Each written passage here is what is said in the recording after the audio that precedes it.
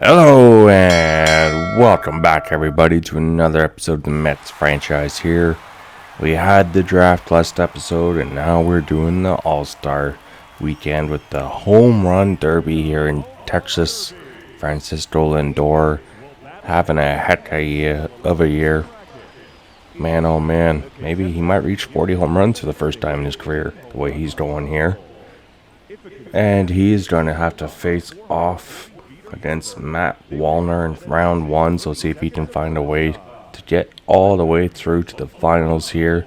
We've had luck in the past with our Angels heavy hitters. Now can the Mets have their turn? So far, it looks like Nolan Gorman is advancing. So we'll see if we can take his power bat away in round two. But with 274 career home runs, Lindor looking to do some damage and show off for the fans here, as this man is probably one of the top 5 players in baseball right now at this moment, just in the prime of his career. So hopefully he can do some damage here and get some powerful hits. And it's always bitter in Texas. And without further ado, let's get into it here. And the first one, it's gonna be foul. That one had distance. He gets a hold of this one here. It's looking promising. And just about 446 feet. And he's starting to get a little streak now. This one is just over the wall, 436 feet. Now back to back. Lindor starting to feel things here. Look at this man go, 445 feet. He's got his bonus. And this one, little bit weak, but has enough, and it's gonna be 5 in a row. Now looking to extend it to 7. This one all the way back has power, and this one 450 crushed. Now looking to keep it going at 8. This guy's on fire. Now can he find a way to go to 10? And yes, 9 in a row. One more to keep it 10. He's feeling it. Lindor. Oh my goodness. He's putting on a show in Texas. 465 feet. Can he make it 11 in a row? Oh my goodness. Now he's just one away from tying it up here. And this one has a chance to get out of here. It's going. And it's tied. One more to advance. Francisco Lindor. Ooh, that one's just gonna line it out. Running out of time here. Might be a swing off. But this looks good. It's deep. And gone. Lindor has knocked out Wallner. He's advancing to the second round here. And he's gonna have to face Nolan Gorman in the semifinals. See if he's got the upper hand. So you got Kyle Tucker and Hirshoka, Gorman, and Lindor. So Lindor, 17 last round, and he's looking for a way. He's going to need 17, and he's battling here. He's going to make it 15. So he's got the bonus time. And this one is back. It's going. And out. 466 feet. 2 away from tying it up. Lindor. This one is just short. Oh my goodness. Now this one. Still some time. Needs to get out. And does. One more time for one pitch. And this one. It could be. But it's not. It's short. And he gets knocked out. Nolan Gorman is going to the finals, taking out Lindor in the semis. So you got Kyle Tucker, Nolan Gorman going at it here for the Home Run Derby Championship. An interesting matchup. 2 lefties. Nolan Gorman, he's got some power. He's still young, still trying to find his game. Someone that we may look at trading for in the offseason if we can find a partner. Gorman finishes with 13, and Tucker, he's going on a roll here. He's trying to find a way to win it. But Nolan Dorman with 13. That's pretty low. I think Tucker can beat that. That's only if he hit 13 against us in the second round. So Tucker needs 14 to win it. That's doable for that man. He can hit the ball so well. That's also someone that you'd possibly add as a free agent in year 2 offseason, I believe. Someone that we could try and steal from the Astros if we can't get Juan Soto. But he's going on a roll here, and he starts off the streak well. He's got 12, one more to tie, and this one is going. It should be out of here, and it is. So one more for Kyle Tucker, and this one is no foul. Oh, what a tease that was. Now this one has a shot. It's going a little high and short. So Kyle Tucker, third time's the charm. This one is back and off the foul pole. He wins it, and Kyle Tucker is the home run derby champion. My goodness. And Dorman shakes his hand, but he is celebrating hard here. Oh my. Well, we can't win it every year. So Kyle Tucker is this year 1 home run derby champion. And what a performance there from the Astro, as he is going to take home some hardware this All-Star weekend. My goodness, 18, 21, and only 14 in the final round. Everyone getting tired. So we're going to jump into some All-Star action here. And Paul Steens is the NL starter today. I mean, I can believe it. But All-Star action. People playing for home field advantage in the World Series. And this is great. Other sports need to follow this. Make the All-Star game mean something. So you actually have people performing, not just acting lazy and just there to have a fun time. It would be great if the NHL and NBA could do this. And NFL, same as their Pro Bowl. Two-hand touch, really. I don't know. I'm just gonna rant about that for days. But we're in the All-Star game here. We need to find a way to get home field advantage. I feel like the NL has a slight advantage here, but you never know. American League's got some deadly players as well. Francisco Lindor, our lone position All-Star starter here. So we will play our lock with him, see what he can do. Christian Yelich, another All-Star. There's Juan Soto, a free agent target this year. Tanner Houck, the Red Sox. He's having himself a solid year. ERA just over 2, 12-1 record, and a whip at 1. My goodness. That is what an amazing year for Tanner Houck. Now Francisco Lindor is going to have to face him here in the top of the second. Still tied at 0.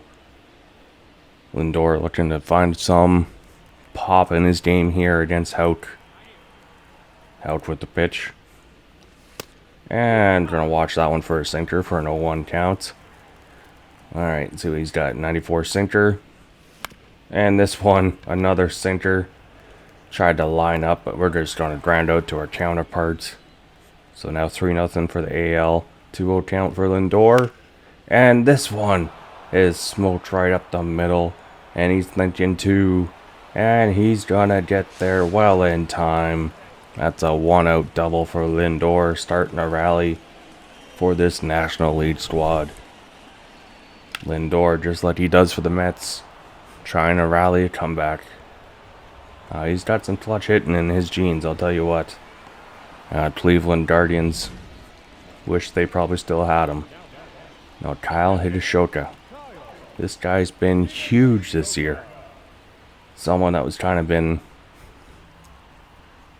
like a C-plus player in the majors has finally turned it on this year. And the Padres are ecstatic about him.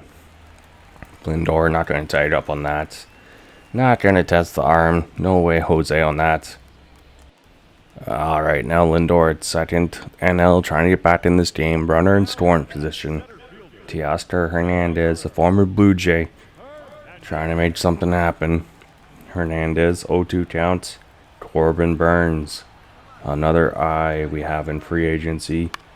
This one smoked, but this is going to be a pop-up. And Lindor not going to be able to score here. It's AL still holding the shutout. Their pitching staff doing a great job against NL bats. Only 2 hits, and Lindor has one of them. Bobby Witt Jr. now. 2-1 count. Tyler Glass now in the game. And Bobby Witt just going to hit one right to Lindor. This is going to be a play. Witt's got speed. Just got him by half a step there. Lindor's arm strength is just enough. And Bobby Witt Jr. looks back to see who made that throw. Now Lindor is probably last at bat before he's going to be subbed. 1-2 counts. And this one just under it, pops it up to right field. Cody Bradford gets him out. And Vladdy, possibly his last season as a Blue Jay, walking off the field. Now Salvador Perez, 0-1 count, still 3-0. Ryan Walker in for the National League. Hard grounder. Lindor, he'll take his time here. Perez, not fast. Got him with ease. And Salvi just says, oof. Now American League, still up 3-0. Victor Robles, 1-2 counts. And on first, trying to extend their lead. Lindor, again looking solid defensively here. Makes the play. And it's still 3-0 National League. Looking for some runs here against the squad. Only 3 hits for the NL. 1 error on the day. But we need the rest of this lineup to do something. My goodness. And Mr. Nico Horner is going to be coming in to pinch hit for us. So that's going to do it for Lindor. Alright. American League, they are going to be having home field advantage in the World Series, as they just pretty much have a pitching and dominant performance here against the National League squad. And the home team does win this one 4-0. Only 3 hits on the day for the NL. Lindor had one of them, but not enough. Now looking at our draft picks here and who we're trying to sign. Benny Dixon. He was a steal in the later rounds, and he's going to be our first signing. He is going to come aboard. Probably be 3-4 years before we even see him on the Mets opening day roster. And looking at trades so far through All-Star weekend, some notable ones, some interesting trades happening here early on before the deadline. My goodness. We might have to start making some moves here. And Cutter Coffee goes to the Angels for Kyron Paris. An interesting move there from the Blue Jays. Boston, a big trade there for Brandon Lau. Alright, so we're going to advance here versus Miami. Oof. A little bit rusty after the All-Star game here as Miami just creams us 9-0. Game 2. 9-5 loss. Oh my goodness, the All-Star break. Not too kind to the Mets so far, starting off 0-2, giving up 18 runs. Vientos and Lindor with home runs, but the offense just not enough. And the bullpen gets hit real hard there. Game 3 against Miami. Christian Scott, can he continue his hot start to the year? Gonna need a solid win here. And we get it. That is huge. Offense, 12 runs. We still give up 7. But Lindor, Alonso, and JT Martinez with the home runs. Alright, Lindor's still feeling it. He's probably going to get over 40 home runs this year the way he's been playing. Christian Scott, he gives up 7. But they still managed to get the win. Now looking at who we want to try and offer a contract to, it's Brian Chung. His second round pick here. And he's going to decline it. Oh, third round pick, I should say. He's going to decline it.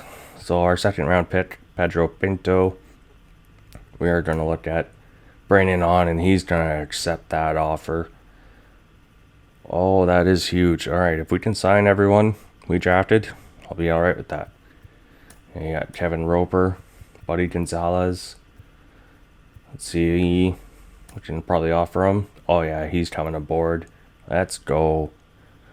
So now we just have Kevin Roper, Brian Chun to sign, and our catcher that we drafted in round 6. And we tie up the series here versus Miami with a big 6-1 win. Doing it all, offense, pitcher, and defense here. Sean Manaea gets a complete game victory over the Marlins. And New York is now 57-44. Now the Yankees. Alright. That's a big win there, winning that one 11-2 against the Bronx Bombers. And we out-hit them here. Huge, coming in with runners on base. Corday Sinai gives up only 2 earned runs. Pretty good. Now Kevin Roper is someone who might need to offer a little bit more money to. But Brian Chun, see if he's going to accept the max offer we can give him, and he does. So there's another addition to our pitching prospects there. Brian Chun, 21 years old, junior college. Now Kevin Roper, I feel like maybe we can sign him for a little bit cheaper now. And he does. That is huge. He's got some velocity in his arm. He's still young. I say he's 2 or 3 years away from an MLB spot. And the Yankees tie up the 2-game series there with a 2-1 victory.